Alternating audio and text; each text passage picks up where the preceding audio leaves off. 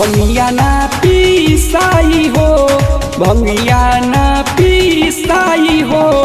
भंगिया पिसम हमरो, भंगिया पिसम हमरो अब तो दुखता कालाई हो। सुनिए गणेश के पापा भंगिया ना पीसाई हो, भंगिया ना पीसाई हो। भंगिया ना पीसाई हो, भंगिया ना पीसाई हो। नाही भावेला मिसरी मलाई, नाही भावेला मिठाई हो। नाही भावेला मिसरी मलाई, नाही भावेला मिठाई हो।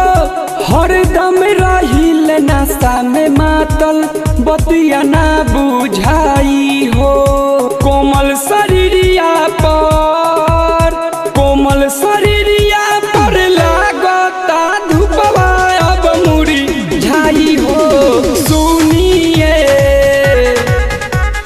सुनिए गणेश के पापा भंगिया ना पीसाई हो, भंगिया ना पीसाई हो।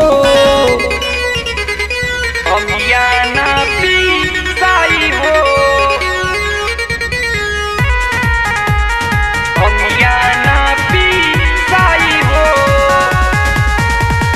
म्यूजिक बाय विवेक विजय, माँ वैष्णो रिकॉर्डिंग स्टूडियो दिल्ली।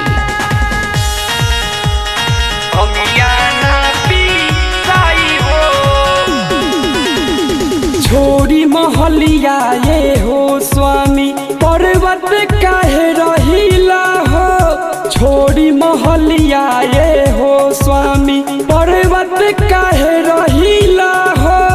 रौरा कुछहू होला नाही, दुखवा हमहु सहिला हो। बड़ी संत प्रेमी बिकी, बड़ी संत प्रेमी बिकी राजेंद्र का बड़ी कोई से उठाई हो। सुनिए,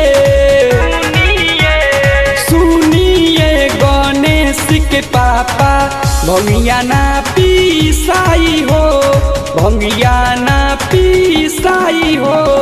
भंगिया पिसम हमरो अब तो दुखता कालाई हो।